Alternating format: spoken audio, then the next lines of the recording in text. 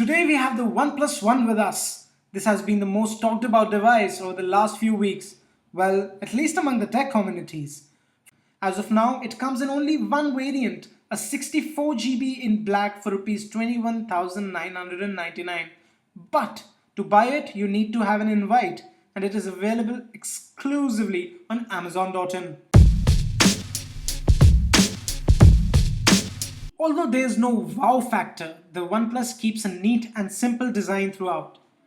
With a 5.5-inch display in the front, it has a 5 megapixel front camera, notification LED, proximity sensor on the top, and soft keys on the bottom. There's a metal band going all around the phone, adding a premium feel. On the back, there is a 13 megapixel camera with a dual LED flash right in the center. The back of the phone is plastic but has a very soft fabric-like texture. The look is matte finish and the feel is fabric. It fails before the HTC's premium metal feel, but is way better looking than the bare plastic on Samsung's devices. Power and the volume buttons are on the sides, placed low, and are easier to reach on this big device. The USB port and the twin loudspeakers are placed at the bottom. The volume jack is on the top. Overall, due to its large screen form factor, it is not comfortable for one-hand use and it should fall in the phablet category. The 5.5-inch screen has a full HD 1080p LCD display with a resolution of 1920 into 1080 pixels. Though the OnePlus does not have a QHD screen like that on the Note 4, the HD screen handled everything pretty well, and I didn't miss the Note 4's higher resolution screen. In terms of specifications, it is top of the line, and there are only a few phones that can claim better specs. With 2.5 GHz Qualcomm Snapdragon 801 quad-core processor, 3 GB of RAM, 64 GB of storage, 5.5-inch Full HD screen, 4G connectivity and a 13 megapixel camera. Very similar to Moto X, the Note 4 or even the Nexus 6. Each is much more expensive device. From the hardware point of view, there's hardly anything more than you can expect from a 22K phone. In terms of operations, it worked smooth and fast in web browsing as well as playing games. It handled everything well. It has dual speakers at the bottom. Unfortunately, they did not give true stereo effect, probably because there's hardly any distance between them. And there was some distortion at high mids as well. But the twin speakers work as one loud mono speaker. And hey, they are loud. And then there's the music effect app with all sorts of equalizers to play around with the sound. With a 3100 mAh battery, the OnePlus One performs well. Most interesting part is that it barely loses any battery in the standby mode. I could manage about a day and a half on a single charge on medium to heavy smartphone usage. Overall, the battery backup is impressive. It has a 13 megapixel camera with Sony's Exmor IMX214 sensor at the back. I managed to take some nice photos, but no match for the Note 4 or the iPhone camera. The camera app is simple. The menu in the app features a bunch of scene modes and live filters, all of which can be selected from a swiping interface that easily allows you to choose among them.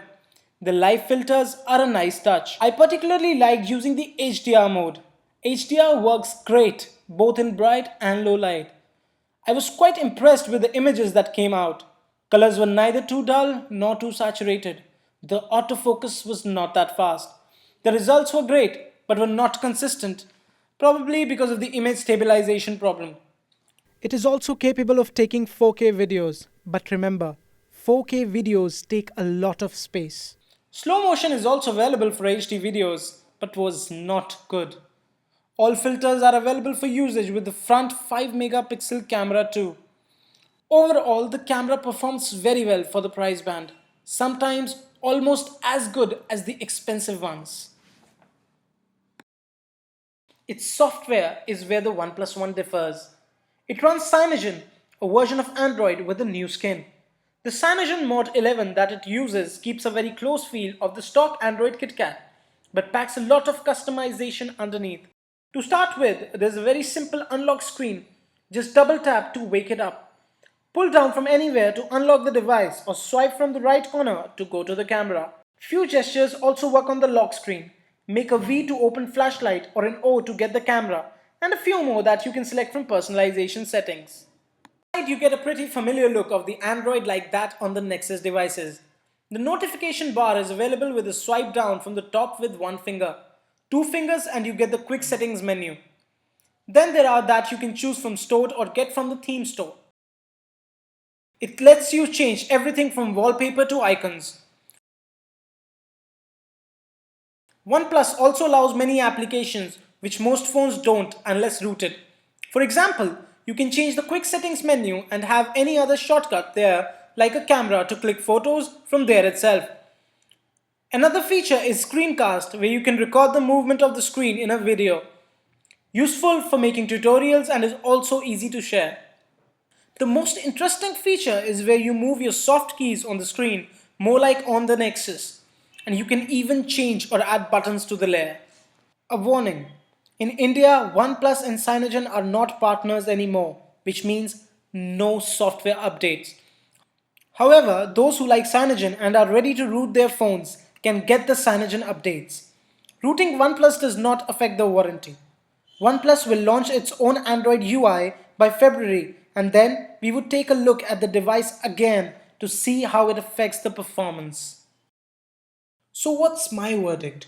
Would I recommend the OnePlus One over other flagships like the Moto X, S5, the Note 4 or the Nexus 6 that have similar specs but are more expensive? Well, no. For me, these phones are better than the OnePlus mainly because of overall software and hardware consistency, and therefore they justify the extra bucks on them. Nevertheless, at the price it competes with phones twice the price without serious limitation, and for that reason, it's one of the best phones of 2014. If you're looking to buy a phone in this budget and you can manage to get an invite, don't think twice, buy it.